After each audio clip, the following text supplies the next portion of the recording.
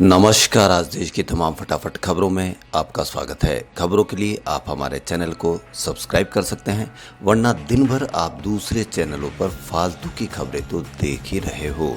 उन खबरों से आपके बच्चों पर क्या असर पड़ेगा, ये अभी नहीं तो आपको थोड़े दिनों बाद में तो पता चल ही जाएगा। उनके असर का असर अब दिखने भी लगा है। उन असर पे आपके बच्चों पर भविष्य का क्या असर होगा, ये असर दिखेगा। तो बढ़ते हैं खबरों की ओर।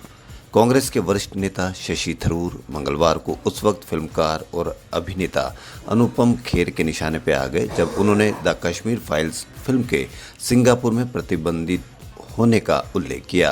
खैर और अग्निहोत्री ने थरूर पर उनकी दिवंगत पत्नी सुनंदा पुष्कर के कश्मीरी पंडित होने का हवाला देते हुए निशाना साधा। इस पर थरूर ने भी निशाना साधा कि इस मामले में उनकी दिवंगत पत्नी को घसीटना अवांछित और निंदनीय है। लोकसभा सदस्य ने ट्विटर पर एक खबर साझा की थी जिसमें इस बात का उल्लेख किया गया था द कश्मीर फाइल्स को सिंगापुर में प्रतिबंधित कर दिया गया है।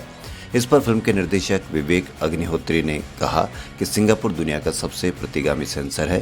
उन्होंने कहा कि यहाँ तक कि सिंगापुर में द लीला होटल फाइल्स जैसी रोमांटिक फिल्मों को भी प्रतिबंधित किया जाएगा। कृपया कश्मीरी हिंदू नरसंहार का मजाक बनाना बंद करिए। अग्निहोत्री ने थरूर पर निशाना साधा और ये फिल्म में के ऊपर पत्नी को घसीटना कहाँ तक उचित है, ये आप सोच सकते हैं। दिल्ली में शराब की होम डिलीवरी को लेकर रास्ता साफ हो गया। साथ ही दिल्ली में मुख्यमंत्री अरविंद केजरीवाल की सरकार ने हर वार्ड में 2 शराब की दुकानों के अनिवार्य नियम को भी खत्म करने के संकेत दिए हैं। ग्रुप ऑफ मिनिस्टर ने सिफारिश की है कि दिल्ली में शराब की होम डिलीवरी की जा सकती है ताकि शराब हर इलाके में बराबरी से सप्लाई की जा सके और अवैध शराब या जहरीली शराब के मामले सामने न आए। अधिकारियों के अनुसार दिल्ली में कुल 272 नगर निगम वार्ड है, जिसमें से 100 वार्ड में अलग अलग समस्याओं के चलते अभी भी कोई शराब की दुकान नहीं खोली जा सकी है। ऐसे में ग्रुप ऑफ मिनिस्टर ने सिफारिश की कि हर एक म्यूनिसिपल वार्ड में 2 शराब की दुकानें खोलने की अनिवार्यता खत्म की जा सकती है। दरअसल दिल्ली में पहले शराब की 850 दुकानें थी, लेकिन कुछ इलाके ऐसे थे जहां पर शराब की दुकानें कई सारी थी और कुछ इलाके ऐसे थे जहां पर शराब की बिल्कुल भी दुकान नहीं थी और वहां पर अवैध शराब बिका करती थी। अधिकारियों ने कहा कि आबकारी नीति 2022-23 के संबंध में होम डिलीवरी और जीओएम की अन्य सिफारिशों के प्रस्ताव को मंजूरी के लिए दिल्ली मंत्रिमंडल के सामने रखा जाएगा।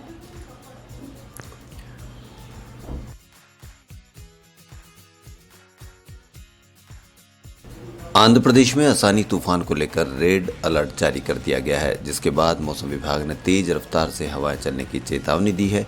कल तक ट्रैक उत्तर पश्चिम दिशा दिखा रहा था, लेकिन पिछले 6 घंटों में ये पश्चिम उत्तर पश्चिम दिशा की ओर बढ़ रहा है। अब ये तूफान आंध्र प्रदेश तट के बहुत करीब है। बता दें कि बंगाल की खाड़ी के ऊपर बना चक्रवाती तूफान आसानी पूर्वी तट के पास पहुंच गया है और इसके मंगलवार को धीरे धीरे कमजोर पड़ने की संभावना है।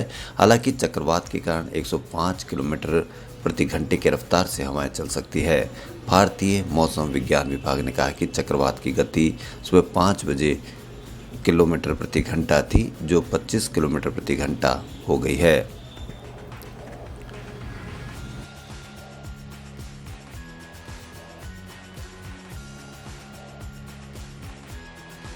अप्रैल में ही गर्मी का रौद्र रूप दिखा चुका है। अब मई में भी भीषण गर्मी पड़ रही है।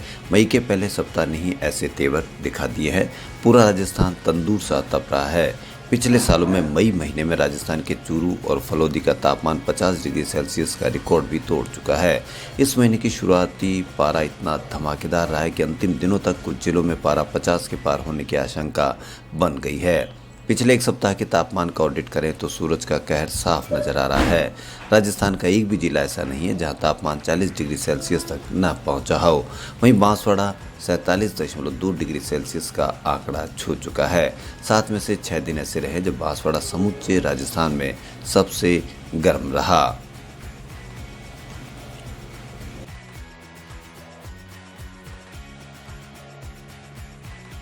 वहीं राजस्थान के जयपुर जंक्शन के उप स्टेशन गांधीनगर को भी विश्व स्तरीय बनाने की तैयारी रेलवे ने शुरू कर दी है।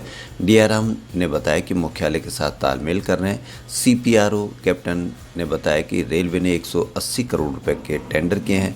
गांधीनगर स्टेशन को उत्तर पश्चिम रेलवे के पुनर्विकास के लिए चिन्हित स्टेशनों में शामिल किया गया है। इसके तहत गांधीनगर स्टेशन पर 2 नई बिल्डिंग्स का निर्माण किया जाएगा। बजाज नगर की तरफ वाले मुख्य प्रवेश द्वार की इमारत 3 मंजिला बनेगी, जबकि टोंक रोड वाले से की बिल्डिंग 2 मंजिला बनेगी। मुख्य प्रवेश स्टेशन भवन में डिपार्चर लॉबी, बैगेज स्कैनर के साथ सुरक्षा जांच क्षेत्र, यात्रियों के लिए सहायता डेस्क, शौचालय, आरपीएफ बूथ है, टीसी ऑफिस होंगे। प्लेटफॉर्म संख्या 1 पर अनरिजर्व टिकट लेने वाले यात्रियों के लिए waiting hall, executive waiting hall, शिशु आहार कक्ष, वहीं अलग अलग तरह की दुकानें भी बनाई जाएगी।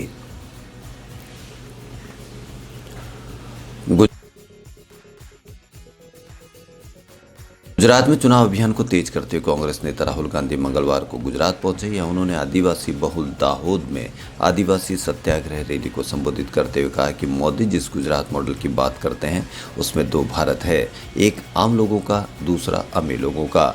कार्यक्रम के समापन पर कांग्रेस पार्टी सॉन्ग बजाया गया, जिसकी धुन पर मंच पर राहुल गांधी ने विधायक चंद्रिका बेन बारिया के साथ डांस किया। राहुल गांधी ने कहा कि जनसभा नहीं, सत्याग्रह की शुरुआत है। 2014 में नरेंद्र मोदी पीएम बने। गुजरात में उन्होंने जो काम शुरू किया वह आज भारत में हो रहा है, जिसे गुजरात मॉडल कहा जाता है। आज 2 भारत बन रहे हैं, एक भारत अमीरों का जिसमें बड़े अमीर लोग हैं।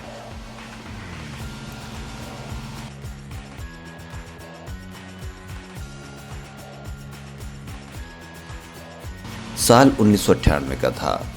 भारत में राजनीतिक उठापटक चरम पर थी। अटल बिहारी वाजपेयी के नेतृत्व में सरकार ने कामकाज संभाला। ऐसे में 11 और 13 मई को एक ऐसा कारनामा कर दिखाया जो पूरी दुनिया में दंग हो गई।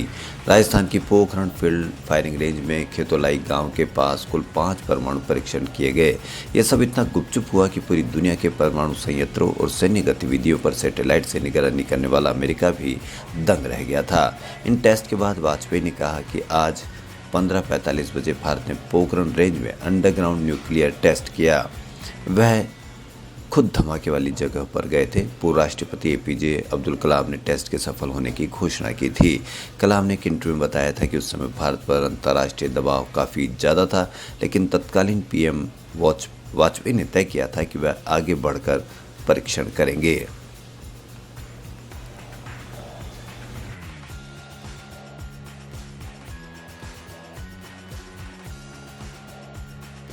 मशहूर संतूर वादक पंडित शिव कुमार शर्मा का मुंबई में कार्डियक अरेस्ट के चलते निधन हो गया। पंडित शिव कुमार की उम्र 84 साल थी और वह किडनी से रिलेटेड बीमारियों से जूझ रहे थे। पिछले 6 महीने से वह डायलिसिस पे थे। पंडित शिव कुमार शर्मा का जन्म 13 जनवरी 1938 को जम्मू में हुआ था। उनके पिता पंडित उमादत्त शर्मा भी जाने माने गायक थे। संगीत उनके खून में ही था। 5 साल की उम्र में पंडित शर्मा की संगीत शिक्षा शुरू हो गई। पिता ने उन्हें सुर साधना और तबला दोनों की ट्रेनिंग देनी शुरू कर दी थी। 13 साल की उम्र में उन्होंने संतूर सीखना शुरू किया। संतूर जम्मू कश्मीर का एक लोक वाद्य यंत्र था, जिसे इंटरनेशनल फेम दिलाने का श्रेय पंडित शिव कुमार को ही जाता है। 1955 में महज 17 साल की उम्र में पंडित शिव कुमार शर्मा ने मुंबई में संतूर वादन का अपना पहला शो किया। इसके बाद उन्होंने संतूर के तारों से दुनिया को संगीत की एक नई आवाज़ से वाकिफ कराया। खबरों में फिलहाल इतना ही। यदि आपको हमारा चैनल पसंद आए तो लाइक, सब्सक्राइब और शेयर अवश्य करें। धन्यवाद।